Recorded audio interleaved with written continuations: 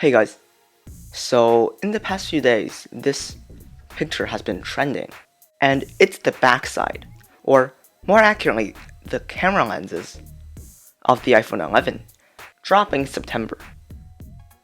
And a lot of you has been saying that this is garbage, and I can see where you're coming from. But first, we're going to be talking about another camera layout.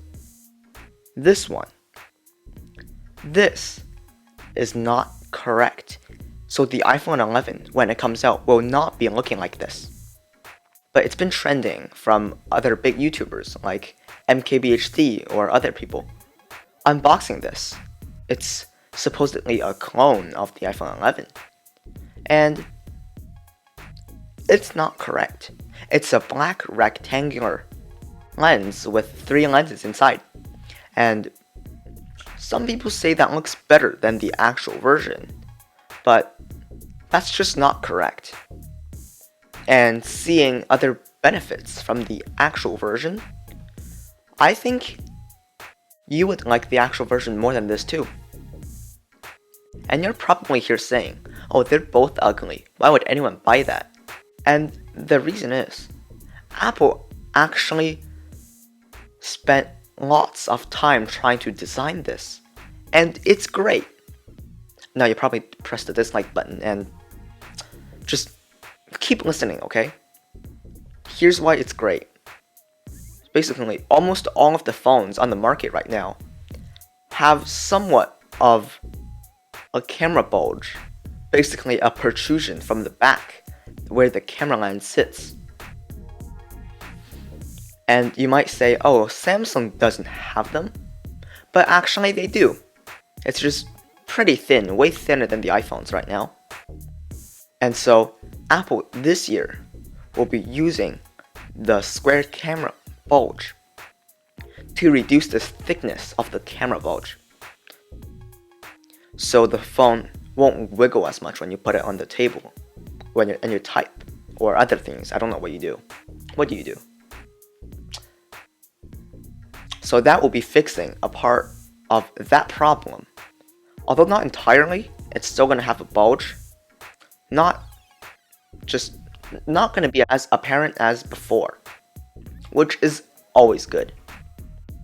And second, this is the most important part, and the feature that Jern from Front Page Tech likes a lot. And that's the similar distance between the 3 lenses. Because the 3 lenses has the same distance away from each other, forming an equilateral triangle, it's actually way easier for the phone to process the information. And it allows this. So listen here. When you take a photo, the phone will use all 3 camera lenses to take a photo at once. And the 3 lenses in the iPhone 11 is going to be the telephoto lens, the wide-angle lens, which is a normal lens, and ultra-wide-angle lens, which is going to be new for the iPhone 11. What that's going to do is that after you've taken the photo, you can zoom in, like basically crop into the photo, and the inside will be the same resolution because you're not losing any pixels, which is cool, right? But what if you've taken a photo of some say a map or something? I don't know. I don't have that much of an imagination. So let's say you take a photo of the map of Canada, because I live in Canada, and you realize, oh no, I missed this part on the left. You can go edit the photo and you crop out the photo, basically reframing it, but you get more stuff, which sounds not that interesting, right? And Jern's audience seem to agree too. Let's see what they say. So it's basically an ultra wide angle camera that's always cropped. No, it's not, because you're still using the wide-angle lens to see these things. Just when you crop out, it uses the image taken from the ultra-wide-angle lens, and the phone actually combines it to make an ultra high-resolution image. Okay, Peter D says, so by default, it delivers a clipped image. No. And you can unclip it later. It's the tech equivalent of elasticated pants. And that has 139 likes. No, it's not. Because the phone puts the two images from the ultra-wide and wide-angle lens together. And when you crop out, you can see more detail from the wide-angle lens. But when you don't, you get this formed, mashed up thing that's really high quality. Okay. J75 says, Poop Squad. Picture reframing feature. Okay, Apple is getting boring.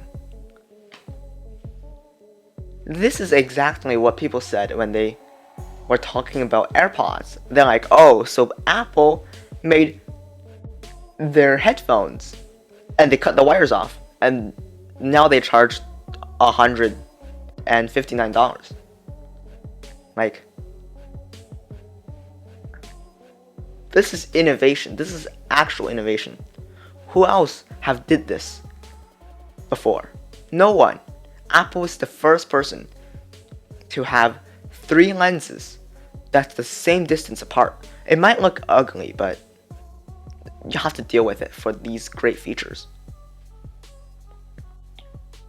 And Dave Barker says, let's see what Jern, the crapple sheep, is going on now. Ha ha ha ha ha.